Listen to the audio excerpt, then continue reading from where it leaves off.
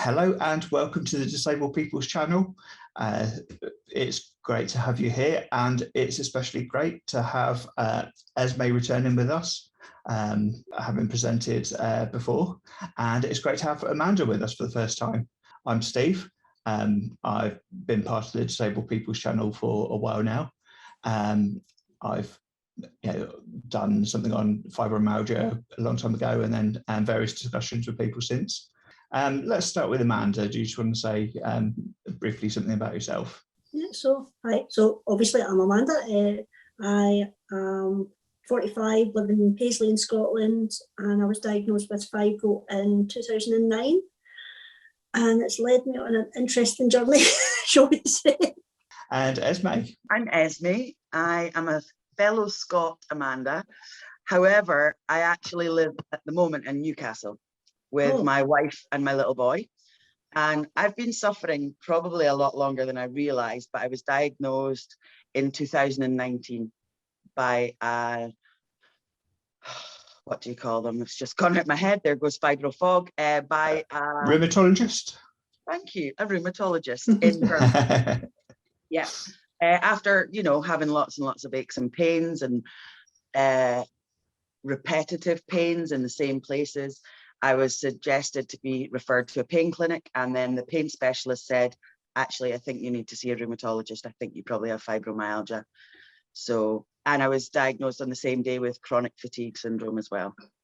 For myself, I think I probably had it from a back injury, quite a severe back injury at work back in 2009.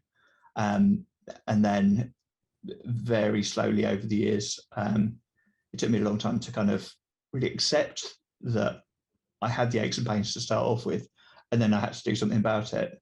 And it was about 2015, I think, that I got diagnosed. Amanda, how about you? I was really, I know from talking to a lot of people in the fibro community that I was really, really fortunate that my diagnosis took 2 years. I was really quick, and I'm really grateful for that. Initially, though, I had shrugged the aches and pains off because I worked in a care home, so it's like heavy going, demanding. So you expect a certain level of wear and tear, but it was just getting kind of beyond bearable. Back and forward to the doctor, as I say, over a period of 2 years, different blood tests, ruled the usual, not that, right, okay, so it's not that. Are we any closer to finding out what it is? And eventually my GP said, I think I know what you have. And I said, well, that's okay, because I think I know what I have too, because I had friends with fibro. So, when you do that kind of symptom bingo of yeah, tick that one off, yeah, tick that one off. And kind of having done that with my friends, as I say, and having the conversation with my doctor, he said, yeah, but he also said he didn't feel he knew enough about fibro to be certain to diagnose it. So he referred me to a rheumatologist, poked and prodded me for about 5 minutes and went, yep, it's fibro. Here's a booklet. Yeah, that's one of the problems with the rheumatologist, is that they seem to be the ones who diagnose.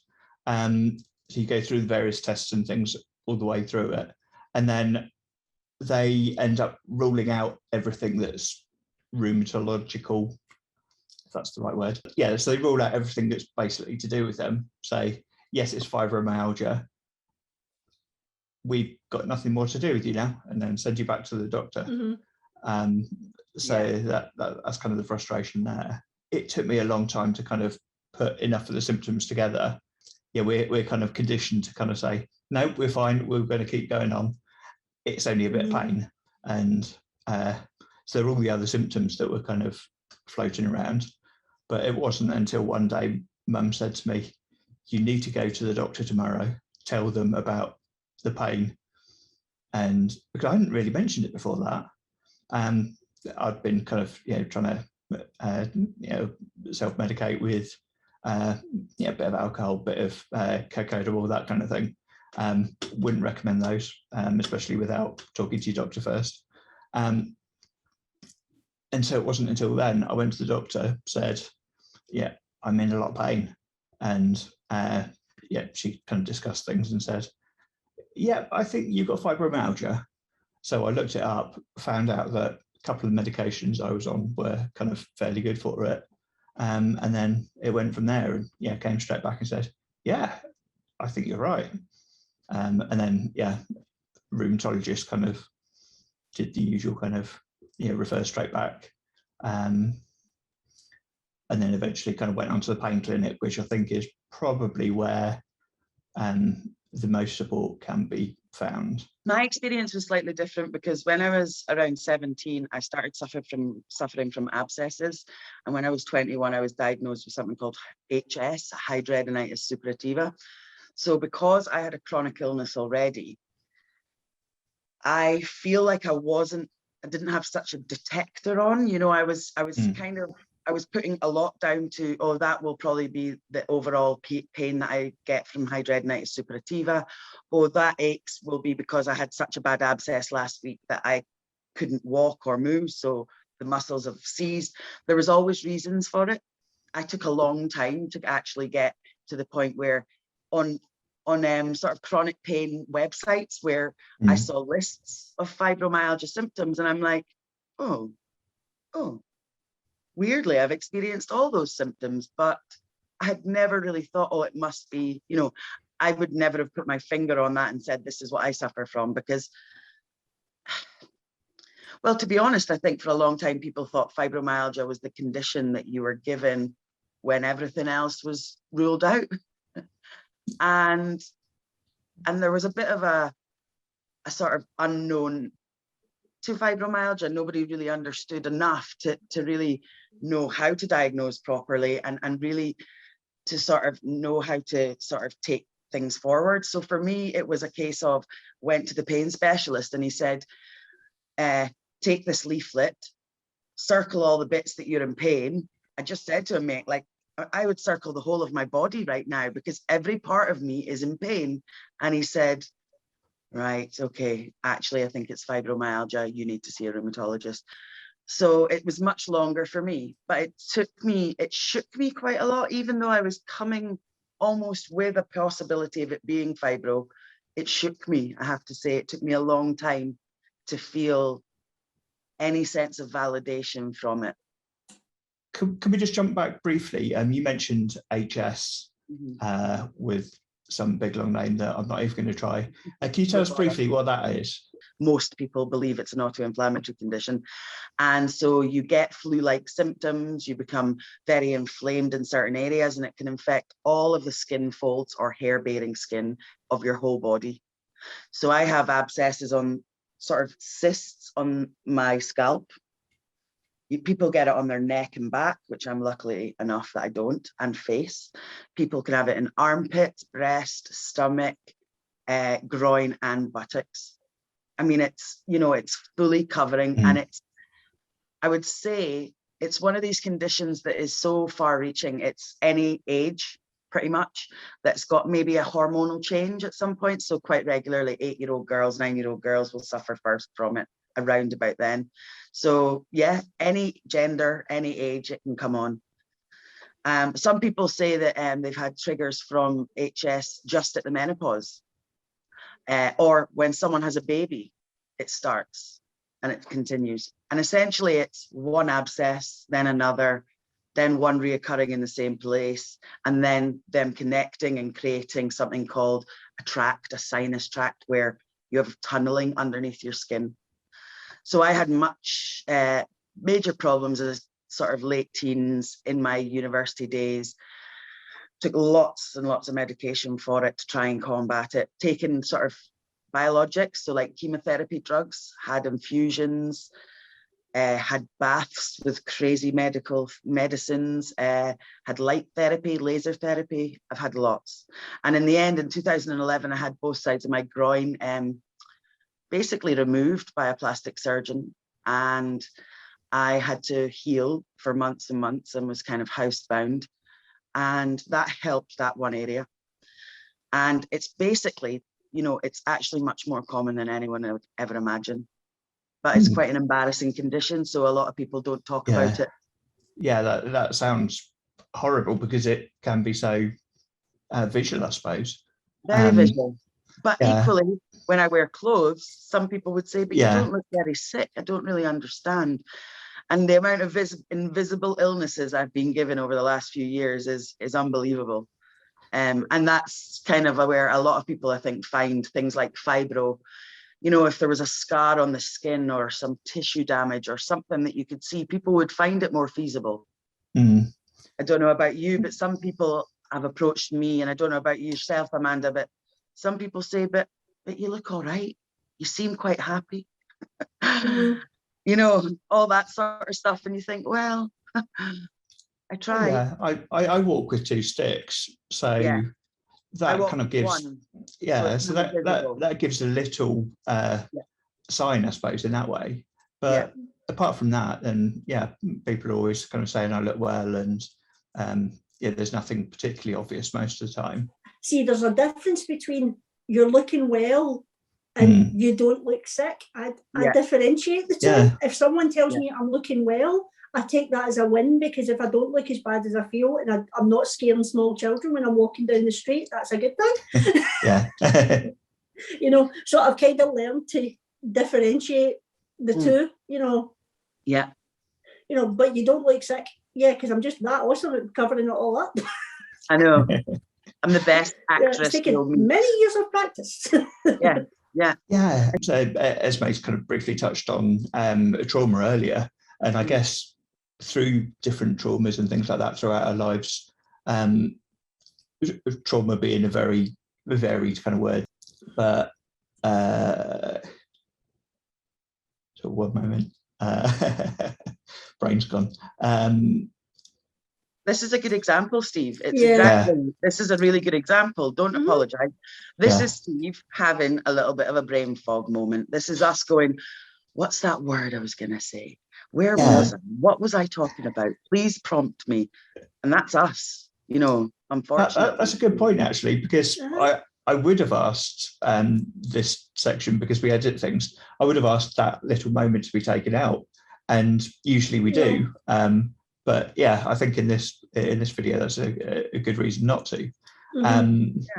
So it's a learning moment. It's a learning moment, you know. Yes. I apologize. I move a lot because I'm actually in quite a lot of pain all the time, like we are. Yeah. And so I look like I've got ants in my pants, but I don't. I'm never very comfortable wherever I sit and however I am. I just am not comfortable.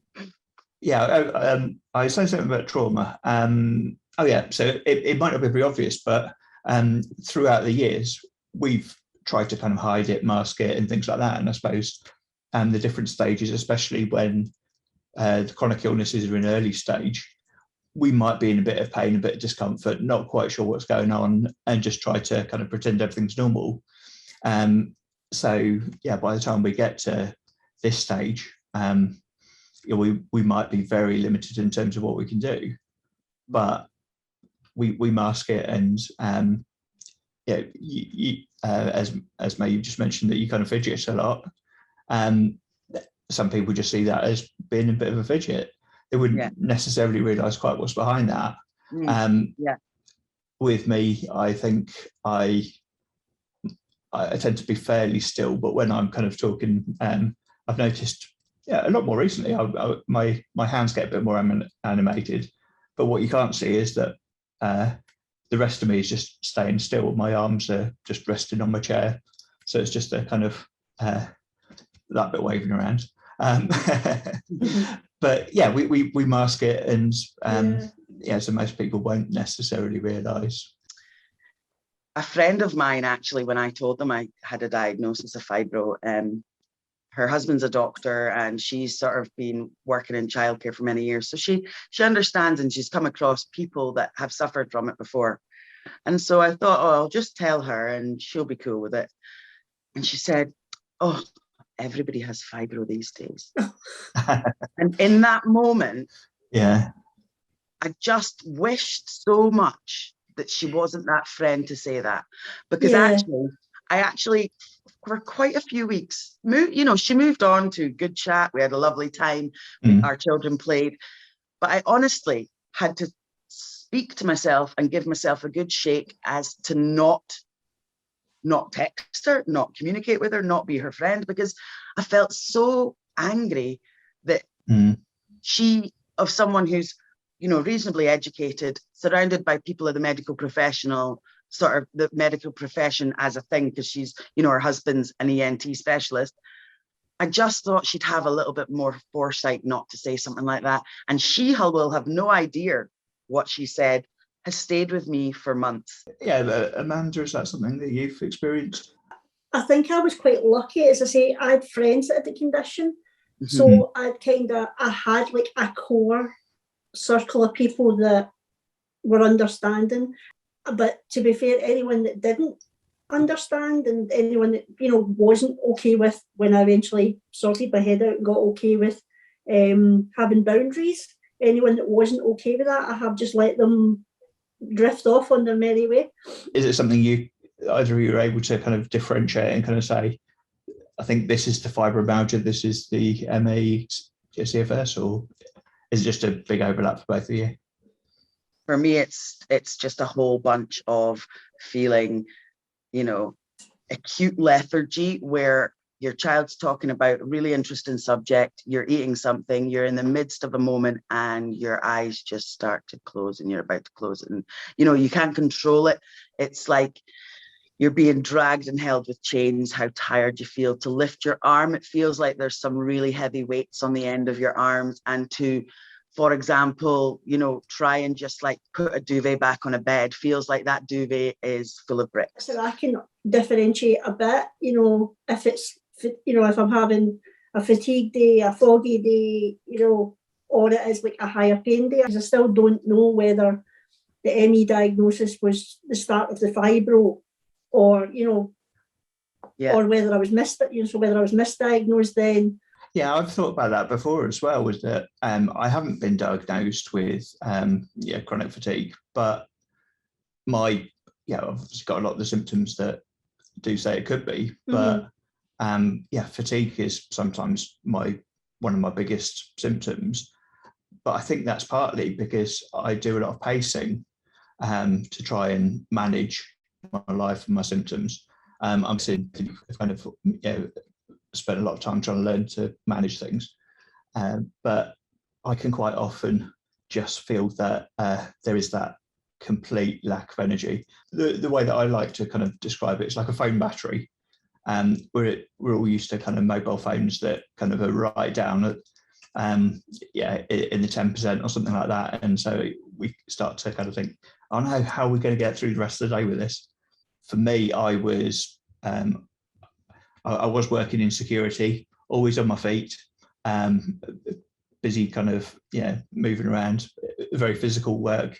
I couldn't manage that, and I had some brilliant managers who let me kind of change onto a seated position.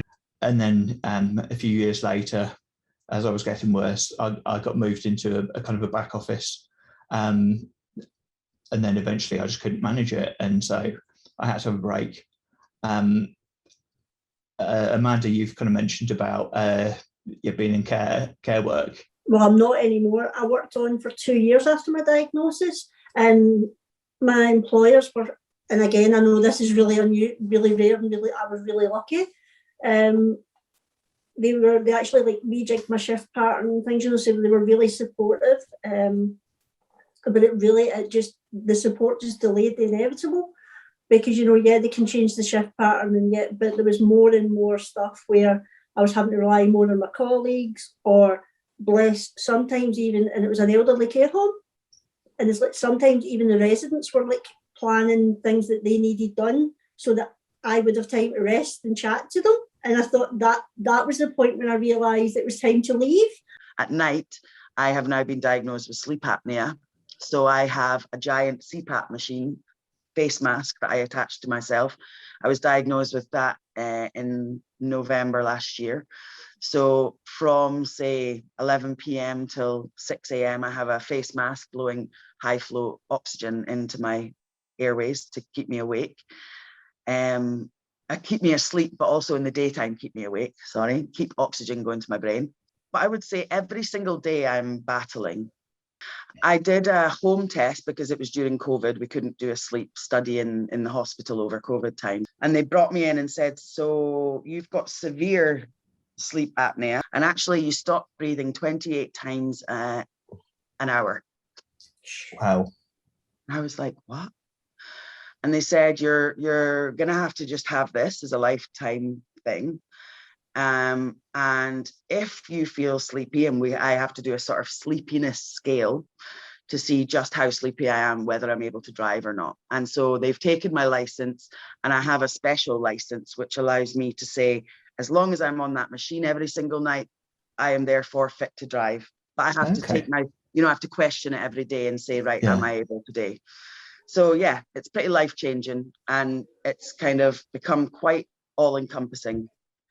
Yeah, I've had serious insomnia for many years. I went and did a sleep study at one of the big hospitals where they did kind of, tons of sensors over the head everywhere. Mm-hmm. And the result of that, they said I slept quite well, and I felt that I slept better than I would usually. But yeah, in terms of that, physically, I was fine. One of those things that we get used to a lot with fibromyalgia. Every test pretty much says, no, there's nothing wrong. Mm. Yeah. But obviously that's not the case. There is definitely something wrong. But I then went on and did an insomnia clinic. And so did a lot of work through that. While we're on the subject of sleep, Amanda, is that something you struggle with? It's okay, but I do have like a whole routine before, I've joked before, it's such a good job I'm single, because if you see all the things I need for going to bed, it's like extra cushions and eye masks and various lotions and potions that help, help me get relaxed. It is such a good job I'm single. High maintenance. Are you high maintenance, Amanda? I'm just thinking that I would look so unattractive, all these extra cushions and fluffy bed socks, even in the middle of summer. And you don't need to talk to me about attractive, Amanda. Can you picture a full face mask and I sound like Darth Vader? Can you imagine how turned on my wife is? You mentioned mindfulness, cognitive behavioural therapy, or CBT. I know a lot of people in the fibromyalgia and the chronic fatigue kind of communities feel quite pressurized by that, in terms of suggesting that it is all in the head. We can just think differently and that'll sort it. And I think it's important to state that that's not what it's doing.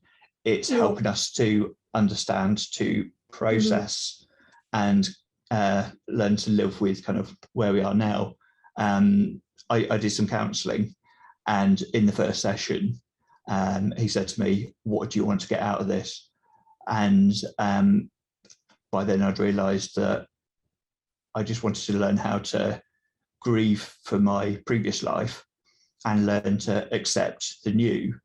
And I think that's what CBT is like. And it's the same for a lot of chronic illnesses, because having to change that mindset of, this was my plan for life. Yeah. This is now where I'm going, and then learning to move between them. I mean, Esme mentioned about the whole Scottish, and British grit of just gritting your teeth and pushing through. And as I said, I should probably have left the care work I was doing for, following diagnosis. If I did any, looking back, I can see that now. But I pushed through. I mean, I saw a thing on my, on Facebook, you get all the on this day memory things. Yeah. And there was one from a couple of weeks ago, from like 12 years ago. So you're talking a couple of months after I was diagnosed. And it was me saying, well, there goes my day off, because I've just been phoned by the care home, and I've just been phoned by one of my seniors, and I'm going in to do a shift. And as I said, that was 2 months after my diagnosis. That made perfect sense to me at that time. Whereas now, because of the mindset work I've done, I can look at it and go, what were you thinking? What were you doing to yourself?